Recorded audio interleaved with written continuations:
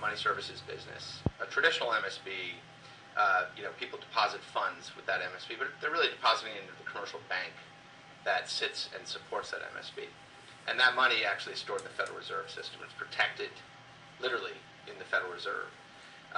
When a Bitcoin MSB receives funds, we go to the market and we convert those into digital currency, and we store that digital currency in the form of private keys. And we have a very high burden in doing so because there are potential criminal attacks on both warm storage and cold storage. And so the sort of custodial dimension to a Bitcoin MSB, I think, is quite different from a historical MSB, where the actual funds are stored by the MSB as opposed to stored in the Federal Reserve banking system. And I think, I certainly know with Coinbase, as Fred has articulated, and I think has done well, and I certainly know from the perspective of our company, we take that very seriously. The investments from a technology as well as a human protocol perspective are really critical to secure those. But you could imagine a world where there are Bitcoin MSBs that have billions of US dollar equivalent value in cold storage. And that would be a very attractive target for not a cyber criminal, but a real criminal.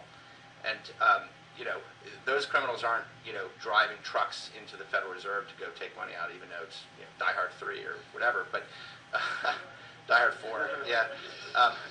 But the point is that these digital assets are real and are, because of the nature of this open network, instantly spendable and anonymously instantly spendable. And so there's a high burden that we're self-imposing, I think, but I think it's something to consider in the context of how states look at this as well.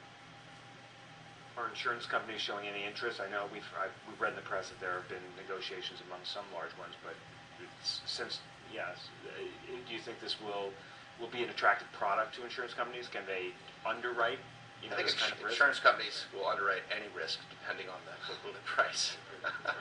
They're not the chief risk officers at banks. Mr. Johnson, I'm curious. You had mentioned earlier that some of the fraud risk sort of shifts from you to the wallet companies, and I'm wondering how you think that will affect your cybersecurity issues. Well,